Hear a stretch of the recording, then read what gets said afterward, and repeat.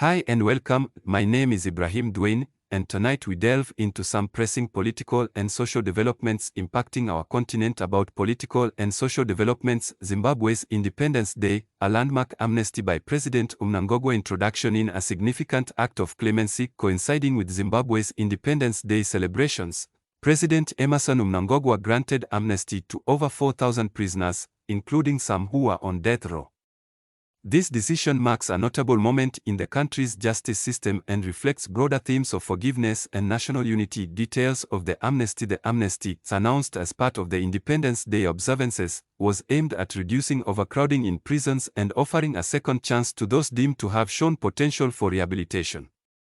The beneficiaries of this act included death row inmates. Some prisoners on death row were among those pardoned, highlighting a move towards more humanitarian criminal justice policies. General prison population. Others affected were regular inmates with minor offenses who had served part of their sentences, which aligns with the government's policy to decongest prisons.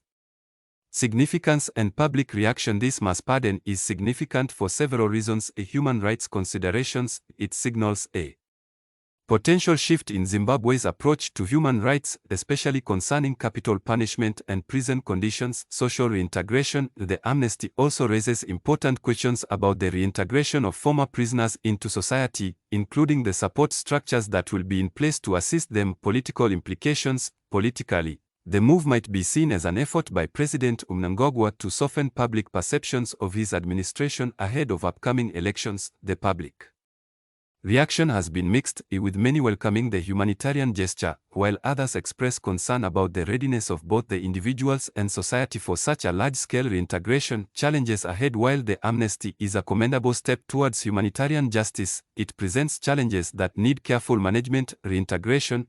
There is a need for effective programs to reintegrate the freed individuals into society, including job training and psychological support. Public safety.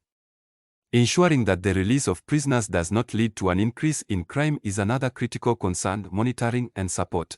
The government and non-governmental organizations must work together to monitor the progress of those released and provide necessary support to prevent recidivism. Conclusion. President Mnangagwa's Independence Day amnesty is a profound gesture of goodwill and could be a cornerstone for future reforms in Zimbabwe's penal system and human rights record.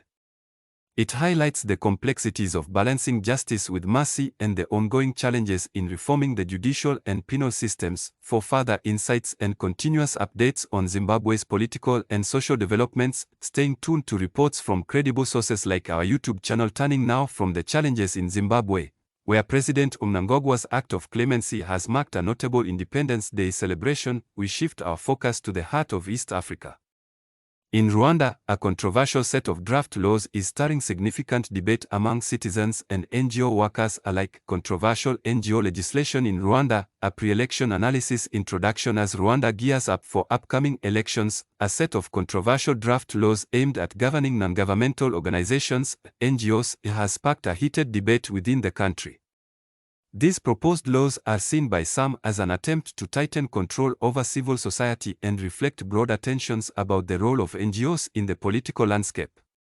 Overview of the draft laws. The draft laws include provisions that some critics argue could restrict the operational freedom of NGOs' registration and compliance. New regulations could impose stricter controls on how NGOs are registered and how they report their activities. Funding oversight. There might be increased scrutiny over foreign funding, potentially limiting how NGOs can receive and use international donations. Activity restrictions. The laws could also limit the types of activities NGOs can engage in, particularly those deemed politically sensitive. Public and political reactions. The reaction to these draft laws has been varied. Government perspective. Proponents of the draft laws argue that they are necessary to ensure that NGOs operate transparently and contribute positively to Rwanda's development. Civil society concerns. Many in the NGO sector see these laws as restrictive and worry that they could be used to suppress dissent or reduce the effectiveness of NGOs, especially those involved in advocacy and human rights work. International observers, global human rights organizations, and foreign governments have expressed concern about the potential implications for freedom of expression and assembly in Rwanda. Potential implications. Should these laws pass, they could have significant implications for civil society in Rwanda. Reduced NGO effectiveness.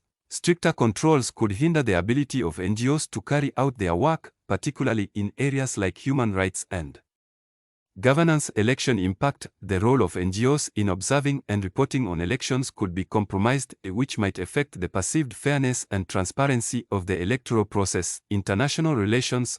Rwanda's relationships with international donors and partners could be affected if these laws are viewed as a move away from democratic norms. Conclusion. The debate over the draft NGO laws in Rwanda is a critical issue that highlights the ongoing tensions between the government and civil society sectors.